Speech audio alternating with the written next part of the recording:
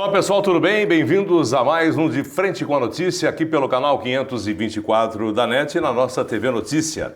Dando sequência a essas entrevistas com os pré-candidatos a deputado estadual, deputado federal aqui pela nossa região, sempre batendo na tecla, precisamos fazer pelo menos dois, um federal e um estadual aqui na nossa região. E já peço licença para você das outras cidades que façam o mesmo por aí. Na verdade, a gente tem aí 10 cidades que acompanham aqui a nossa TV Notícia, o nosso De Frente com a Notícia. Hoje, de frente com o pré-candidato Denis Andia, mais uma vez, e vamos falar outras vezes para a gente englobar tudo que de repente você tem na cabeça, se você for o escolhido pela população, o que é que você vai fazer quando chegar lá, né?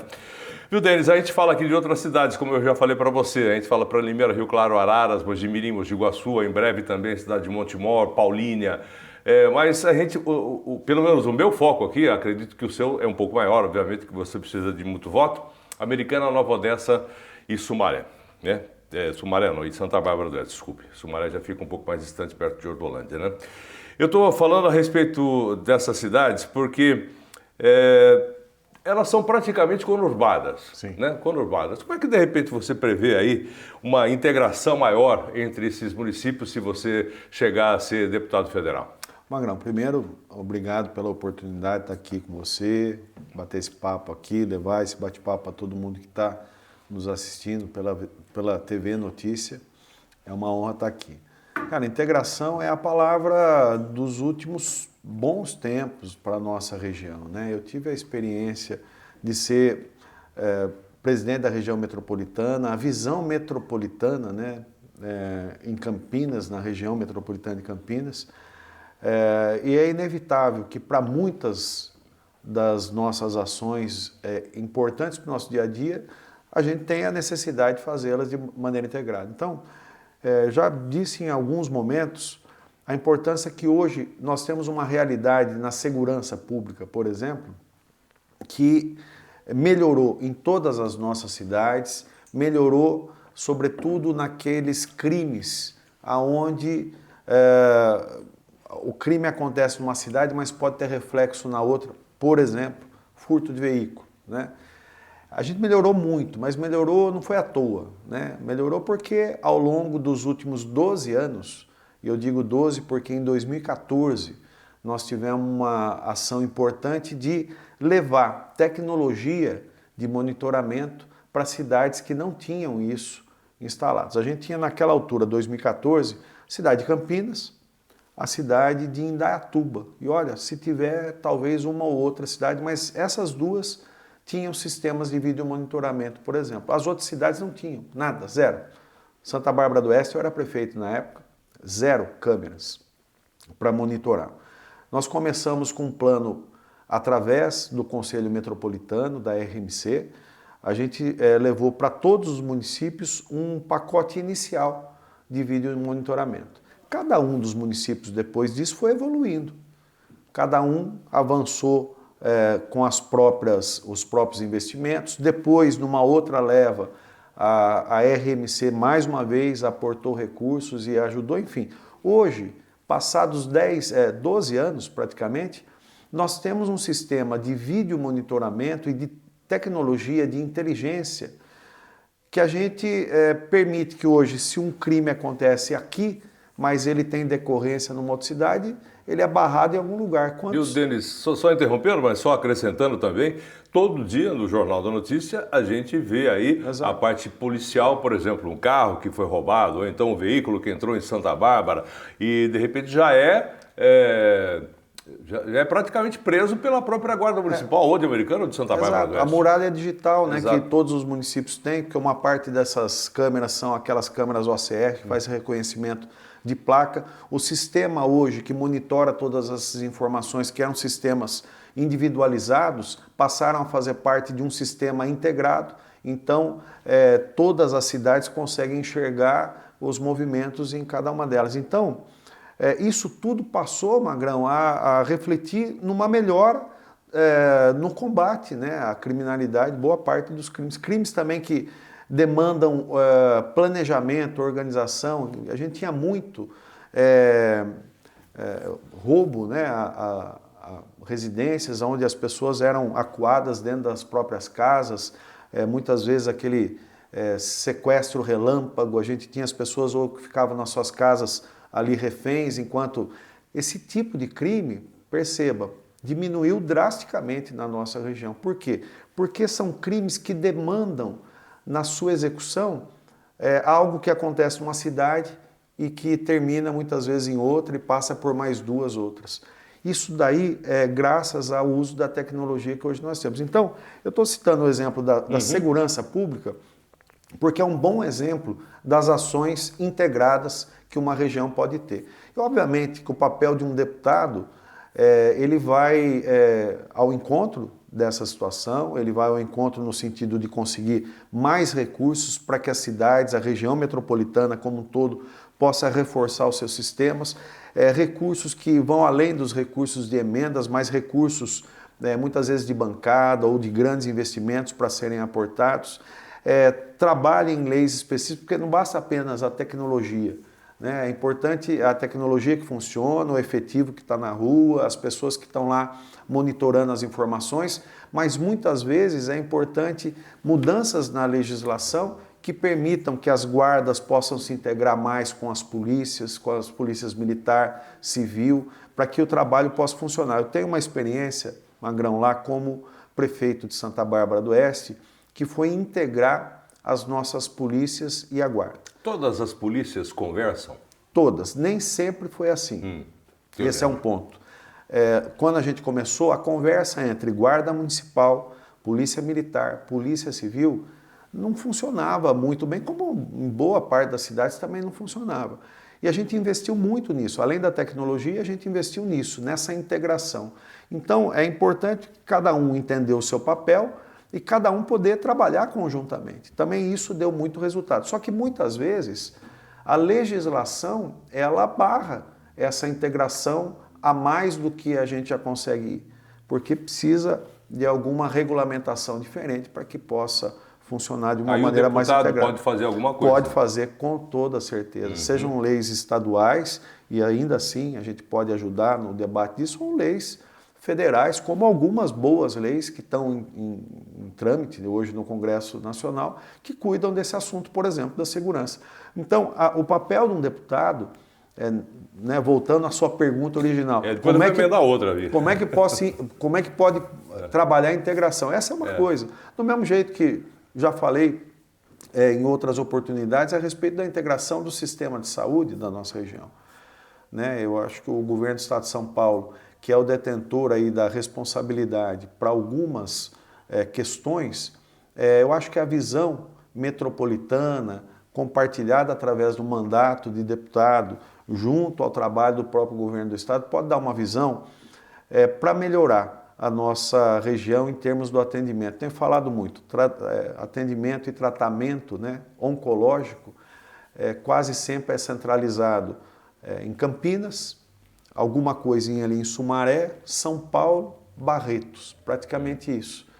Sendo que a gente tem cidades populosas que num conjunto, como você mesmo falou, Nova Odessa, Santa Bárbara e Americana. É um conjunto de praticamente 500 mil de habitantes.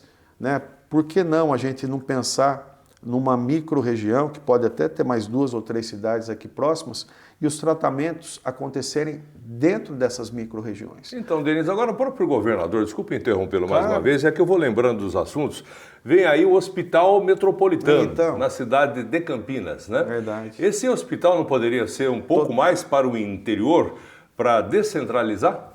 Totalmente. Até comentei numa participação que a gente fez no programa da FM, da Notícia FM. Com certeza, o Magrão, hoje nós temos já outras estruturas centralizadas na cidade de Campinas. Esse não é o primeiro centro, o próprio hospital da Unicamp, pela natureza e pela origem, já é um centro amplo. Eu entendo que esse hospital poderia ser um pouco mais perto, por exemplo, da Bandeirantes. Aqui, mais para Santa Bárbara, mais para Americana, poderia criar uma sinergia com cidades que vão um pouco além ali da Bandeirantes, próprio Piracicaba, Iracemápolis, Limeira, né? Eu acho que trazer para o centro, o respeito à escolha, acho que Isso já está decidido? Já está decidido. Conversei inclusive com o prefeito Dário Saad, que é o prefeito de Campinas, o espaço onde eles vão fazer esse hospital regional ali nas dependências do Mário Gatti, né, salvo engano. Então é uma ampliação de uma estrutura que tem. Mas de repente a nossa região poderia, nesse ensejo, receber um investimento que é da mesma monta, mas melhor posicionado para debater, talvez, e tratar, né? Que daí vai envolver também a mobilidade. Eu já ia envolver aqui também o corredor metropolitano, então vou aproveitar e misturar as coisas aqui, porque veja bem, tudo isso vai para Campinas. Ok, nós temos a Anhanguera, praticamente em determinados horários não anda, não tem fluxo, não tem a mobilidade urbana. A rodovia dos Bandeirantes em determinado momento também já é menos pior, mas você sabe que em alguns pontos também ela trava, Jundiaí, por exemplo. Né? E aí nós temos o corredor metropolitano que poderia facilitar esse acesso das pessoas, né, para a cidade de Campinas, mas esse corredor também, você sabe que Santa Bárbara, ok, deu certo. Nova Odessa, também. Americana, parte, né? Sumaré, nada. Né? Hortolândia, uma parte também, né? Até chegar na cidade de Campinas. Isso tem uma solução? Tem uma solução. Aliás, são dois assuntos. A gente estava falando nesse anterior e vamos emendar com esse assunto. Né? Porque primeiro, é mobilidade para chegar até Campinas. Primeiro vamos falar desse assunto especificamente, corredor metropolitano. Cara, é uma obra que o que nós temos nas nossas cidades é o que todas as cidades, Brasil afora, buscam nos governos dos seus estados ou no governo federal. É recurso para fazer a obra que nós já temos feita. O que todo mundo deseja, nós já temos. O que não tem é o funcionamento. Sobretudo nos trechos que não precisam sequer ser mudados.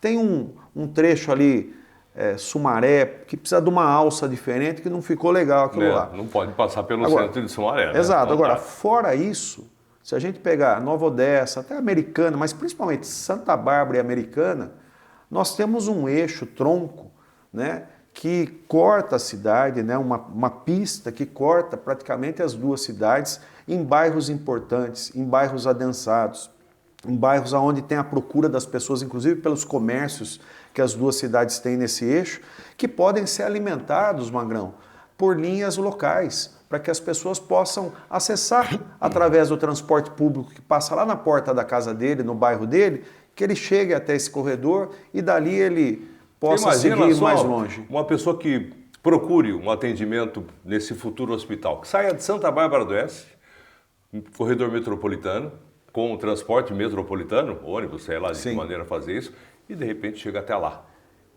Eu falo uma outra coisa. E se esse hospital fosse na ponta de cá do corredor? Também.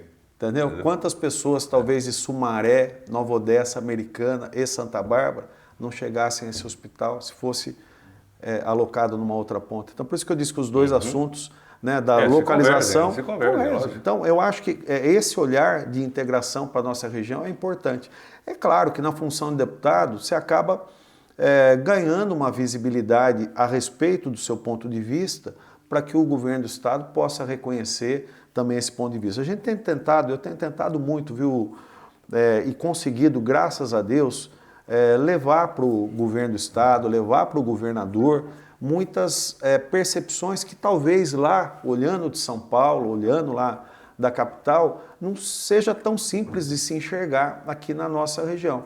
Esse tem sido já um papel há um bom tempo, ao longo dos últimos 2 ou 3 anos, muita coisa da nossa região é uma visão que eu passei a levar lá para o governador. Eu acho que essa é uma visão que a gente precisa ter, da descentralização da saúde, mas é uma descentralização que ela precisa acontecer nas outras cidades. Senão fica tudo concentrado em Campinas, que já é uma cidade onde o trânsito não flui bem. Fica como São Paulo. Fica mais difícil de chegar, mais difícil de se acessar. E eu acho que quanto mais a gente capilariza isso aí, a estrutura do Estado funciona melhor. Hoje a gente tem tantas pessoas que sofrem aí com as filas do sistema CROSS, né? Cirurgias, tratamentos, uma infinidade de coisas.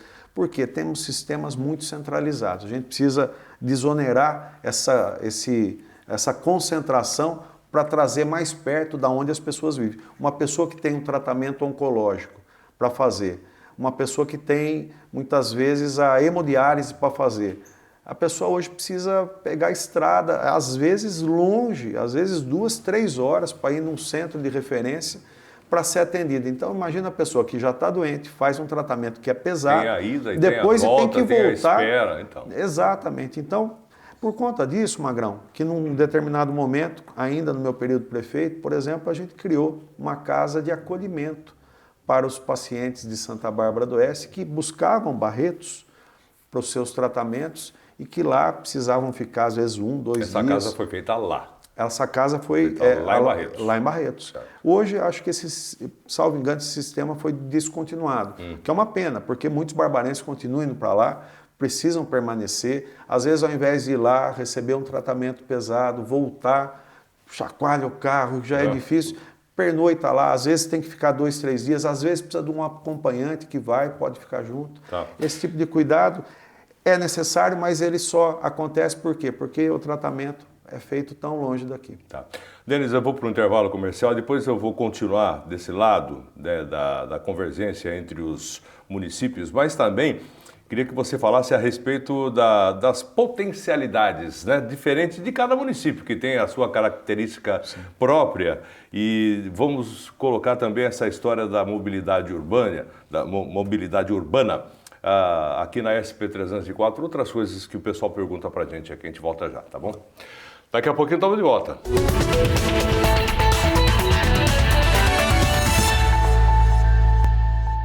Estamos de volta aqui pela nossa TV Notícia, de frente com a notícia, de frente com o pré-candidato Denis Andia. Denis, estamos falando a respeito das cidades aqui da nossa região, e eu falei como é que você poderia imaginar uma integração entre os municípios, mas cada município tem a sua particularidade nessa história toda.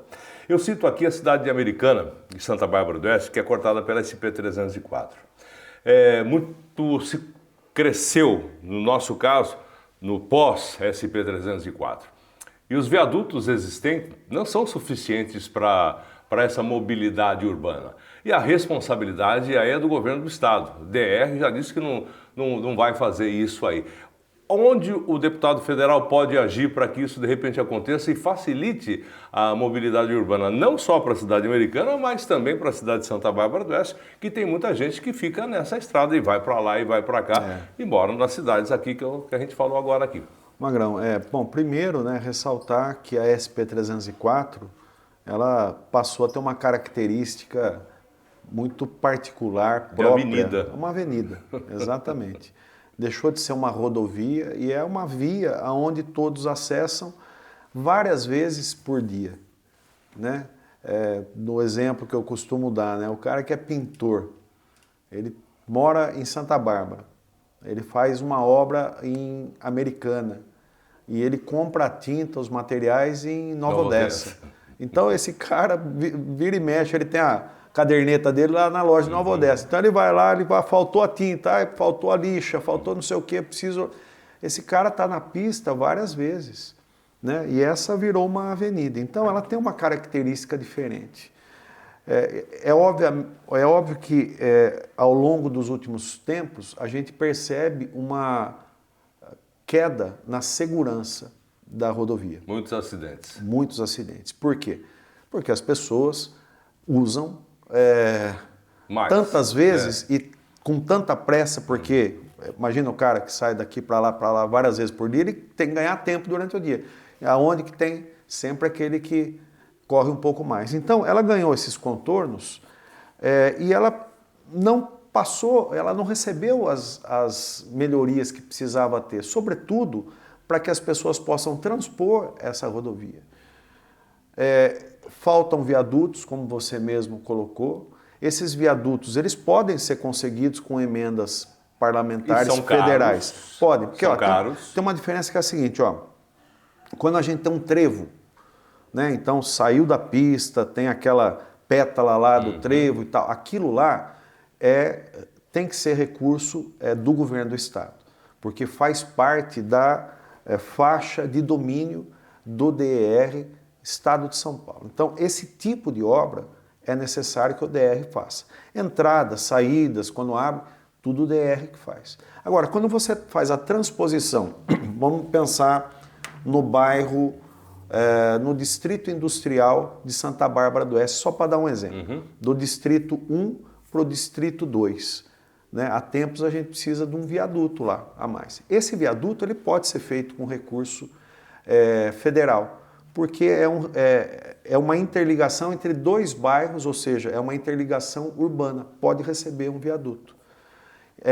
Obviamente, as prefeituras precisam apresentar projeto para isso, né, para que se consiga. Mas um deputado federal pode conseguir recursos de uma envergadura maior para trazer, por exemplo, uma obra como essa. É muito necessário. Ao longo do trecho que vai de Santa Bárbara, Americana e Nova Odessa, nós precisamos pelo menos ali de duas passagens novas e talvez 2 duplicações da onde já existe, né? Você vê o caos que é quando um caminhão passa, dá uma resvalada lá no viaduto, interdita, o caos que fica dentro das cidades. É esse mesmo caos que eu sempre falei a respeito da questão do pedágio, que um certo tempo, ano passado, houve aquela história toda. Vai ter, não vai ter pedágio, não vai ter, tal. E o que eu dizia sempre... Vai ter? Não vai ter, não vai ter porque a gente conseguiu trabalhar para não ter lá, né? Porque se deixasse quieto, a coisa ia acontecer e a gente já estava com pedágio aqui a essa altura do campeonato. Mas veja só, o que eu falava sempre como um bom argumento, né? Quando você pega esse trecho, se você quiser, se o governo do estado, como ele quis em algum momento, e depois ele passou a conhecer a realidade e viu que não é para ter. Não cabia, né? Que não cabia, mas precisou se explicar lá, né? E nesse momento... ninguém levantou muito a voz para ir lá falar. Eu precisei falar 3 vezes com o governador para ele entender uma situação que, não por mal, mas ele desconhecia. Imagina só o caos, se de repente o pedágio fosse implantado, vários pedágios, não, acho que seria um, né? Ou 2, um perto de Piracicaba, Isso. Um aqui na Anhanguera. Qual seria o caos? O caos das pessoas que tem que passar todo dia e como é que de repente... O caos seria o seguinte, esse mesmo pintor que eu comentei, se ele passar todos os dias, várias vezes no pedágio, né, porque teria as barreiras, free flow, essas coisas lá. Exato. Esse cara, de repente, o lucro dele do dia vai no pedágio. Mas então, o free flow, ele não cobra das pessoas, dos veículos que estão aí ao largo da rodovia, no caso da SP-304. Não é assim que funciona? Pode ser que sim. Você garante que não? Não. Então, essa que é a questão. Você que é o secretário. O fato é que muitas pessoas iriam buscar a evasão do pedágio, né, para fazer outras obras, como acontece em qualquer lugar que tem pedágio. A pessoa busca outros caminhos e tal, e acaba, nesse caso nosso, do mesmo jeito, quando algum caminhão resvala no viaduto, interdita o viaduto, o que acontece? Teve um caso desse aqui na entrada de Santa Bárbara. 2 ou 3 vezes já aconteceu. Ficou um O que acontece quando está em manutenção esse viaduto? O trânsito dentro das cidades fica pior. Se a gente tem um pedágio, esse trânsito ia acontecer isso, porque as pessoas que iam evadir do pedágio, elas iam buscar as vias marginais, as vias mais próximas para se locomover e fazer o mesmo percurso. Dentro da cidade. E dentro da cidade, inclusive. A gente não tem via suficiente para isso. A gente não tem espaço para isso. O trânsito nosso já é congestionado, já é perigoso.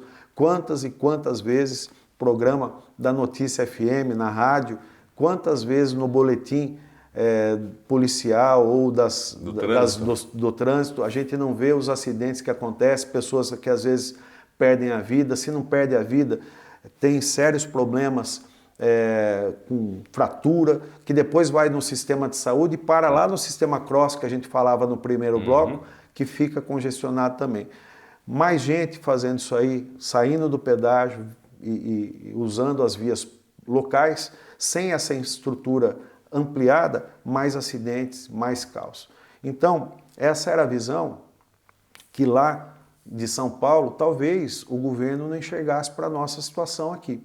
E foi nesse momento em que a gente precisou levar uma visão que o governador não tinha. Ele me perguntou na época, Magrão, como é que está a questão lá do pedágio? Eu falei, tá ruim, o pessoal está falando mal, né? Ninguém quer pedágio lá e tal. Mas falei, governador, olha, tem uma particularidade, é uma avenida praticamente para a gente, né? Se o senhor colocar um pedágio ali, vai bagunçar todo o negócio. Não, precisava conhecer um pouco mais. Uma segunda vez que falei com ele, ele perguntou, e aí, avançou, não avançou? Eu falei, governador, É que tinha um projeto para todo o estado de São Paulo, exato, né? De estradas menores pedagiadas. Mas todas essas estradas, 90% não tem a particularidade de ser uma avenida como a nossa é para a gente. E eu expliquei isso. Na segunda vez que ele me perguntou, eu falei, governador, esse é o problema. As pessoas não estão gostando dessa notícia por conta disso. Olhe para isso e tal. Ele se interessou um pouco mais, pediu para analisar. Numa terceira vez que eu falei com ele, foi quando ele falou, olha, Denis, ele falou, então pode falar para a turma lá que não vai ter. Tá. Né? Então, nesse momento, é importante a gente fazer essa interlocução, levar esse ponto de vista da nossa região, que a gente sabe como é, mas quem olha lá da capital de São Paulo, muitas vezes não enxerga, acha que esse mesmo trecho é parecido com outro trecho da SP-304. Depois de Santa Bárbara do Oeste. Exato, vou dar um exemplo. O mesmo trecho, a SP-304, da Anhanguera até Piracicaba, é um trecho contínuo. Mas você concorda que passou a Bandeirantes em direção a Piracicaba é outra pegada, lógico. Não tem nada a ver uma coisa com a outra. Para a gente é uma avenida. Mas para quem olha o mapa, quem olha o projeto... Só vê lá, né? Só vê isso. Só vê que é a mesma linguicinha ali, que parece que é a mesma coisa, mas não é. Pegar esses aplicativos de trânsito para ver o movimento que acontece entre 6 e 9 horas da manhã, final de tarde entre 4h30, 5 horas até 8 horas da noite, você vê lá que está tudo vermelho. Exato. Está tudo vermelho, porque o trânsito está Imagina esse trânsito intenso com pedágio e as pessoas querendo fugir desse pedaço. Imagina. Olha o que a gente ia ter, né? Então, nesse momento foi que eu falei para o Tarcísio, olha, todo sendo muito honesto, né? Eu acho que o senhor está apanhando sozinho lá. Ou porque então está sendo mal orientado. O senhor talvez não tenha essa visão e ninguém está defendendo isso lá. Todo mundo está meio quietinho, talvez para não criar muito atrito com o senhor, que eu acho que tem um respeito e tal, mas é uma relação que tem que ser institucional. Você não pode se silenciar a tal forma que as pessoas aqui se prejudiquem por uma coisa que depois ficou muito claro. A partir do momento que o Tarcísio entendeu essa particularidade nossa, ele delegou para a equipe técnica dele uma reavaliação aonde o nosso trecho saiu dessa concessão. E aí eu digo o seguinte, para arrematar esse assunto, você imagina, né, que o governo fez um pacote todo de concessão, pedagiou, um pacote todo, e que a gente, 10% mais ou menos, saiu desse pacote. Então, o que o Estado não vai mais gastar em manutenção nesses 90% que foi concessionado, ele tem um potencial agora de olhar para esses 10% que sai aí da fazer os investimentos DR, onde o governo do estado teria que colocar dinheiro. Isso. Agora as concessionárias vão ter que colocar o dinheiro, ou seja, vai ser uma, entre aspas, economia para o estado, que ele pode canalizar para outro lado. Né? Aí entra a interlocução necessária, porque se todo mundo também ficar quietinho, como ficou na história do pedágio, nós não vamos ter melhoria aqui. Então esse é o momento de, mais uma vez, representar as nossas cidades e poder dizer lá para o governo do estado o que a gente está precisando. Já que nós estamos falando de mobilidade, quer ganhar um monte de votos? Diga lá, quero. Ivo Macris, a estrada que sai aqui da rodovia Anhanguera, aliás, é um outro ponto que precisa também de um viaduto, né, que sai do Zanaga e vai até a empresa Goodyear, depois vem aqui para a cidade americana, porque ali de manhã e à tarde para a rodovia Anhanguera, o pessoal que quer entrar no bairro Antônio Zanaga ou então para Ivo Macris. E já foi feita 2 vezes. Pela última vez, acho que foram gastos 14, 17 milhões, uma coisa assim. Pela segunda vez que foi feito, né? E continua do mesmo jeito deles. Porque tem a evasão do pedágio de caminhões que vem de Paulínia e tal. E é uma estrada que serve 3 municípios, Americana, Cosmópolis e Paulínia. Sim. Né? E só sobra, entre aspas, para a cidade de Americana, onde de repente quer dizer, a má conservação, ou então pelo trânsito de caminhões que não poderia, pelo menos até então, deixa a estrada praticamente intransitável. Exatamente. Né? Qual seria uma solução, por exemplo? Pedágio? Proibir caminhão? Fuga de pedágio? Tem um monte de gente que utiliza para sair de Americana, Cosmópolis, você sabe muito bem o caminho, até Paulínia, até pegar também a outra, que é Campinas Mogi, que lá na frente se cruzam. Enfim, ali eu acredito, se alguém resolver esse problema, Vanderlei Macris colocou até o nome do pai dele lá. Né? E o seu Ivo, cada vez que fala lá, se mexe no caixão, porque é uma coisa que não foi resolvida até hoje. Acho que teve primeiro uma boa vontade, né, Sim, lógico, do não tenho deputado dúvida, né? Vanderlei, não tenho dúvida que ele buscou as alternativas.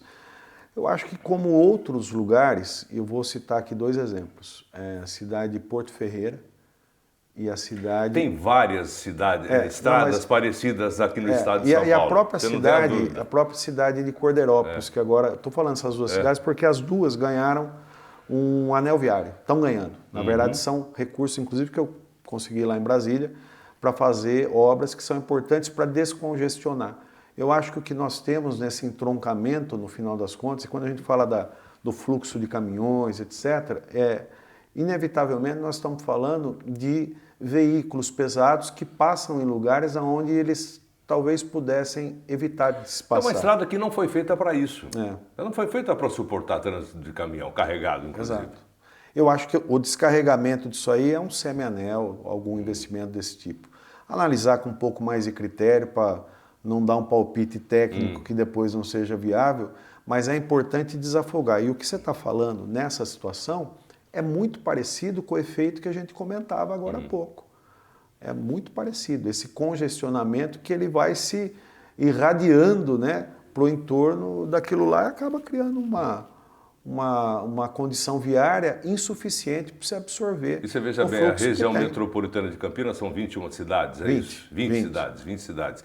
Mas a gente tem aqui o trânsito que vem pela rodovia dos Bandeirantes, rodovia Anhanguera, e vai se juntando, vai se somando a cidade de Sumaré, a cidade de Nova Odessa, a cidade de Santa Bárbara do Oeste, tanto pela rodovia dos Bandeirantes, como também pela Anhanguera, que vai no sentido do Limeira, como eu falei para você agora, você sabe melhor que eu, inclusive nesses pontos que tem que ter uma transposição, né, sobre a rodovia. E realmente fica difícil. Você está vendo como tem assunto para a gente falar? A gente começou a falar aqui e não saímos da mobilidade ainda. Mas, Magrão, você imagina a cidade de Cordeirópolis, que ela é o ponto de concentração por onde passa a Bandeirantes, a Anhanguera e a Washington Luiz. Também, ali do lado. Então, imagina só o transtorno que é ainda até hoje, porque a obra ainda está em execução, mas o transtorno que é uma cidade receber o fluxo dessas 3 rodovias que praticamente acabam passando dentro da cidade. A solução lá foi um anel viário. Estou dizendo que é exatamente essa solução ali na Ivo Macris, mas é algo nesse sentido de tentar entender aonde o fluxo pesado que as rodovias acabam proporcionando, porque o nosso país é um país baseado no modal rodoviário de transporte de carga, sobretudo, sistemas que aliviem isso aí, para que não fique pesado para o cidadão que tem o seu veículo, para que não fique pesado para o cidadão que usa o transporte público. Tá bom. Denis, vamos para o intervalo, depois a gente volta para encerrar aqui o programa de hoje. Obviamente que a gente vai falar outras vezes com você aqui, porque tem tempo ainda, né? O pessoal agora está pensando mais em Copa do Mundo. Rapaz, não tem convenção. Convenção quando será? Final de julho, final de julho, começo de agosto. Para daí ver exatamente a campanha oficial que vai começar 45 dias antes da eleição. Mas eu gostaria de falar, vamos falar, aliás, nessas andanças suas aí, se você está falando bem com o povo. Opa! O que o povo está falando, está pedindo para você. Daqui a pouquinho a gente volta para conversar aqui com o pré-candidato Denis Andia, de frente com a notícia, de frente com o Denis.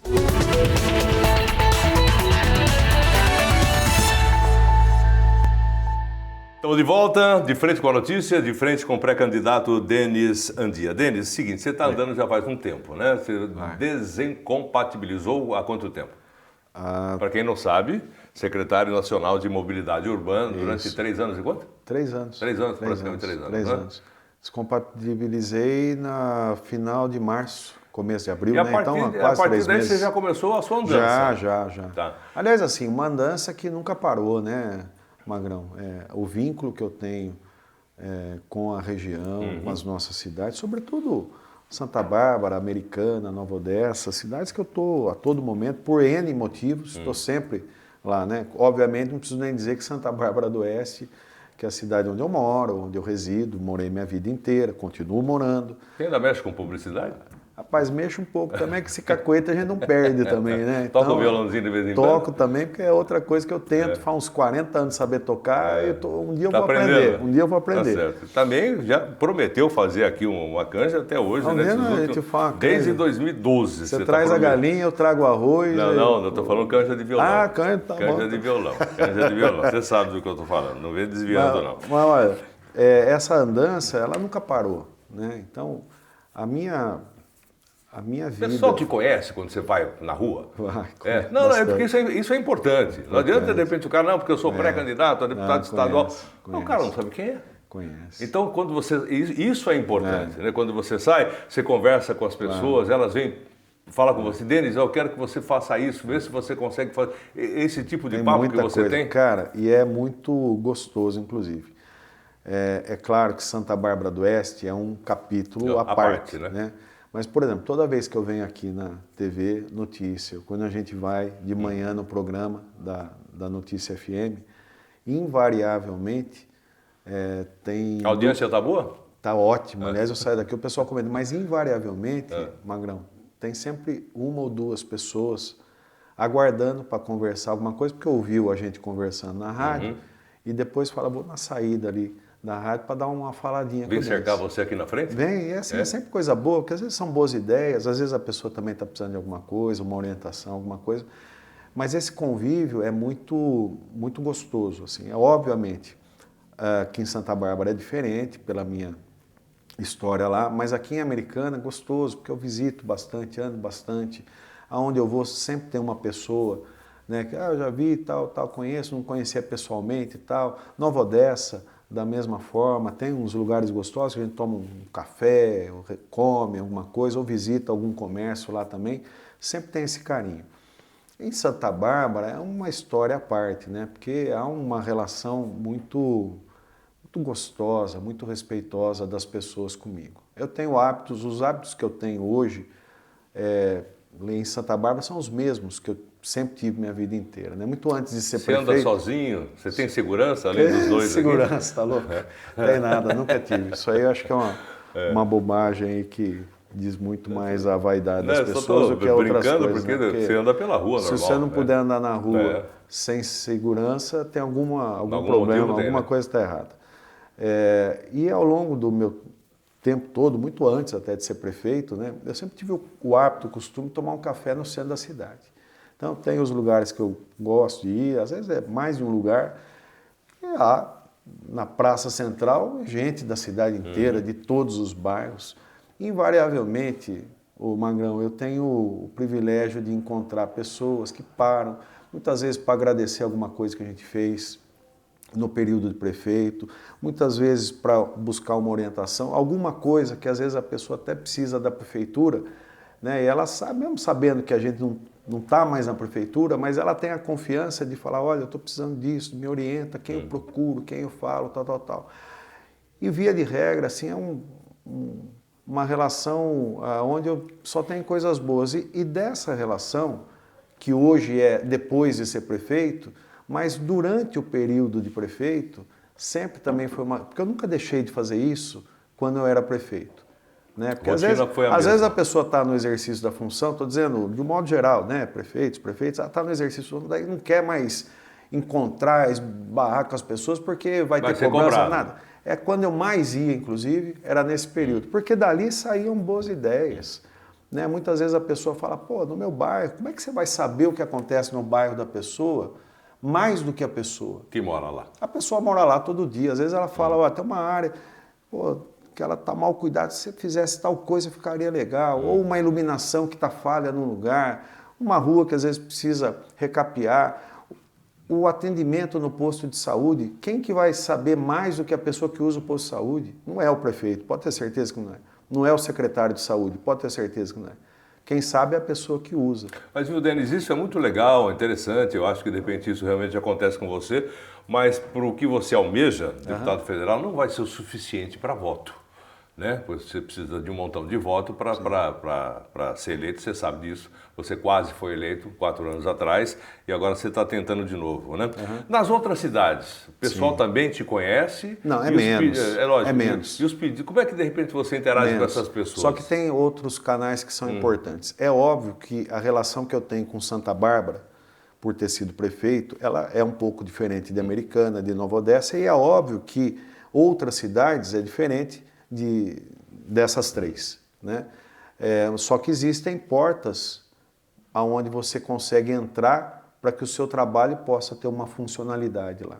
eu tenho buscado muito, Magrão, falar com entidades.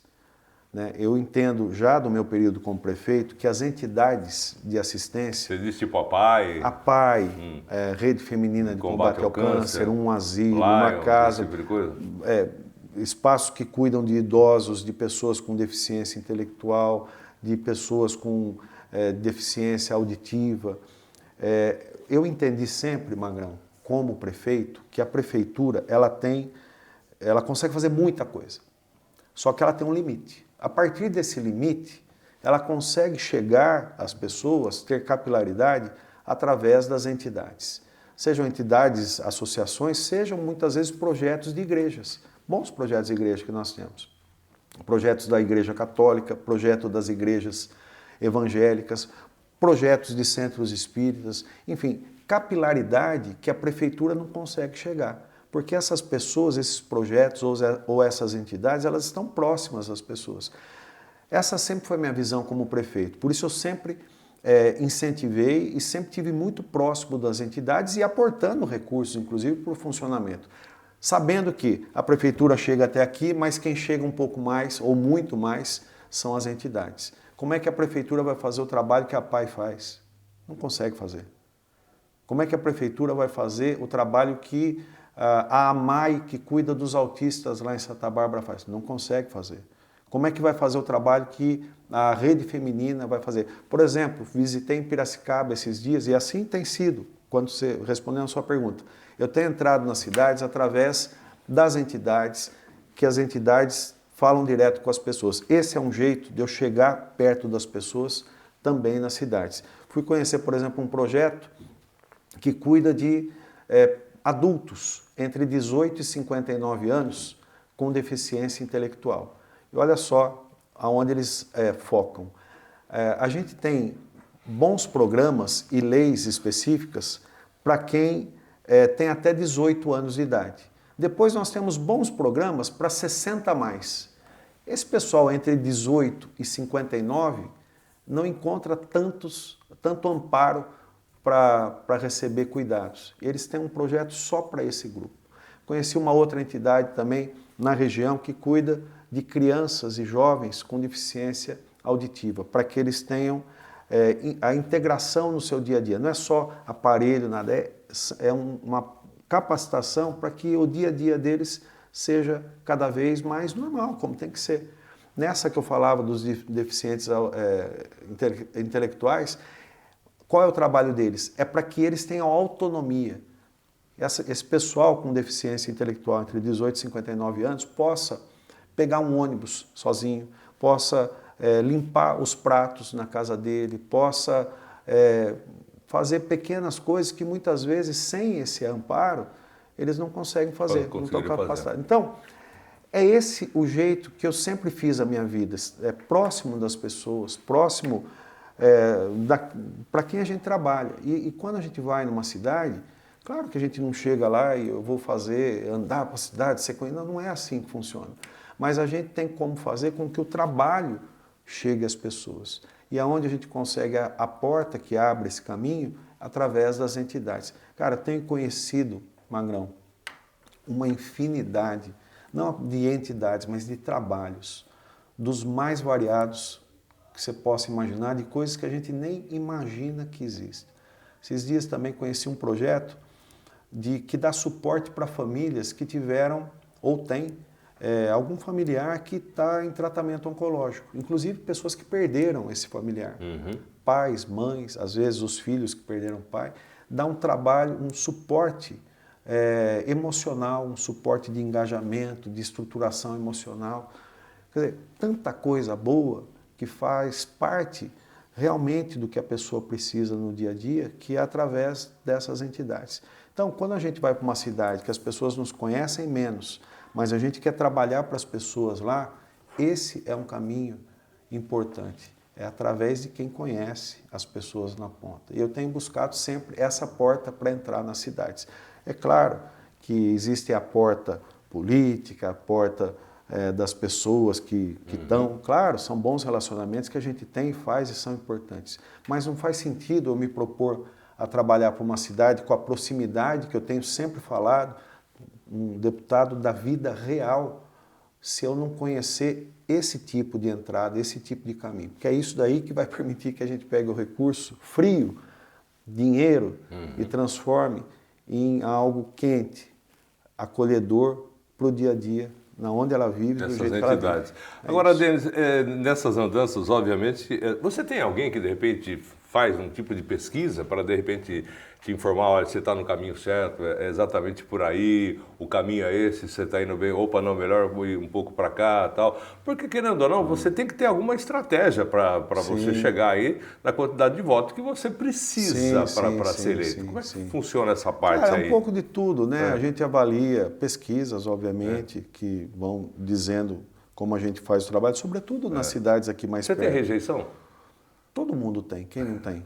Né? Não, porque... Depois de tantos anos tem, mas graças a Deus, Magrão... Como é que está a sua... Eu posso dizer que a rejeição que eu tenho hoje, diante de alguém que está na vida pública, exposto todos os dias, colocando o seu trabalho para apreciação, para avaliação das pessoas, é uma rejeição infinitamente baixa, graças a Deus.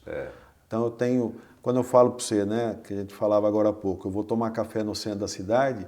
Não tem dedo na cara, não tem palavra torta. Tem gente que respeita. Gente que às vezes pode não concordar com uma coisa que foi feita, mas que respeita porque sabe que você fez um trabalho decente, um trabalho justo, honesto, né? Outro dia eu tomei aí a liberdade, eu sei que você não precisa de ninguém para defender você aí, mas teve um ouvinte no Jornal da Notícia aqui falando mal de você, não sei o quê, alguma coisa. Eu falei, olha...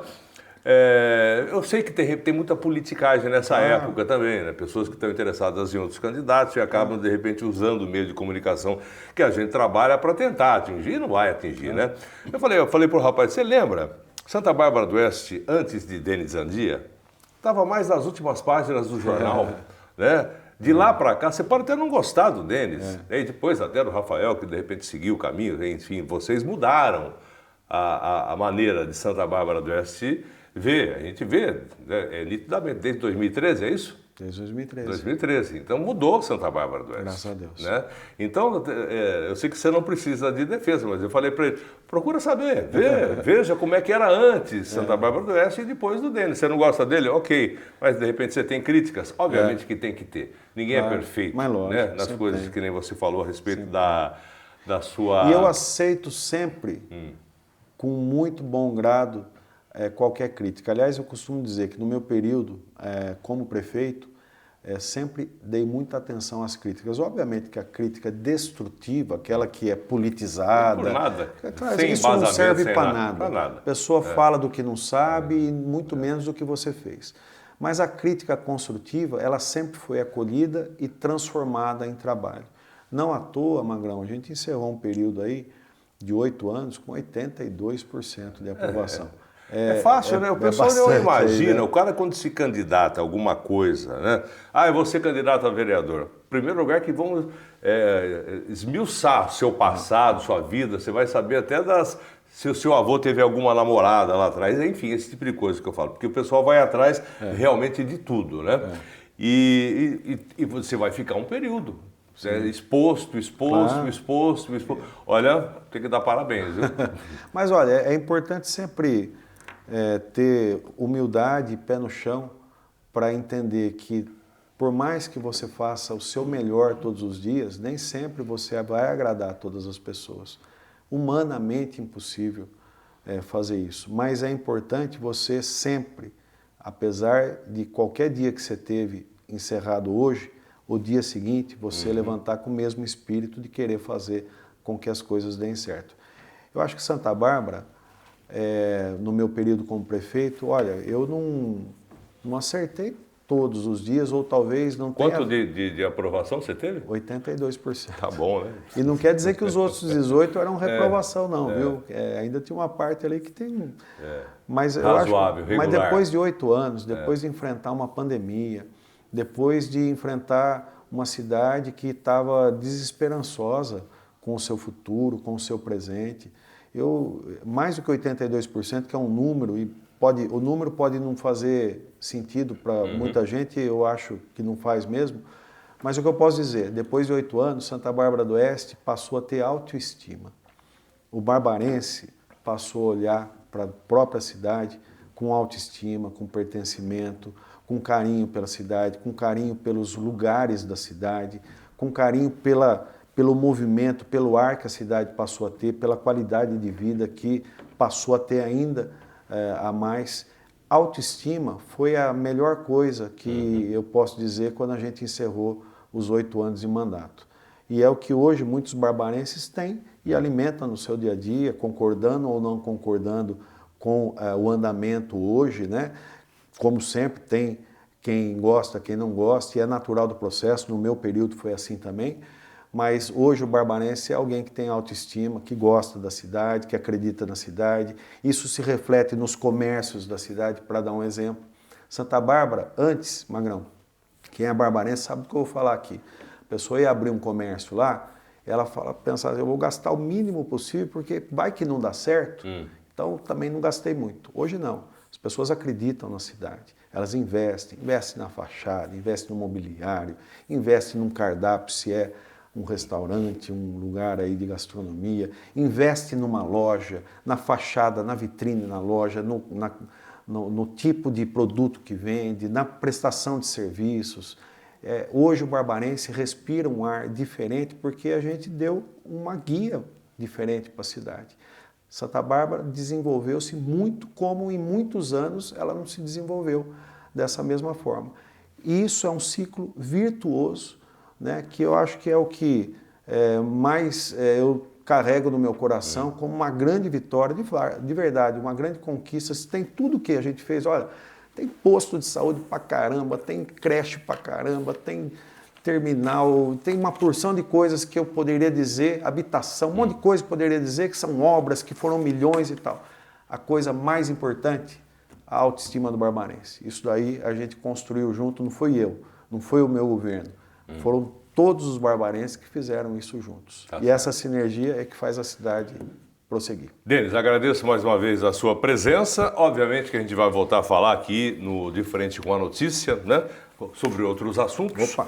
Né, que tem muita coisa para a gente falar, propostas aí do pré-candidato Denis Andia, ele que pretende uma cadeira na Câmara Federal. Né? A Casa Baixa e a Casa Alta, quem sabe senador lá na frente, né? Rapaz, não, só estou falando. Pode ser, está não, profetizando. Né? Você é jovem ainda, tem tempo, né?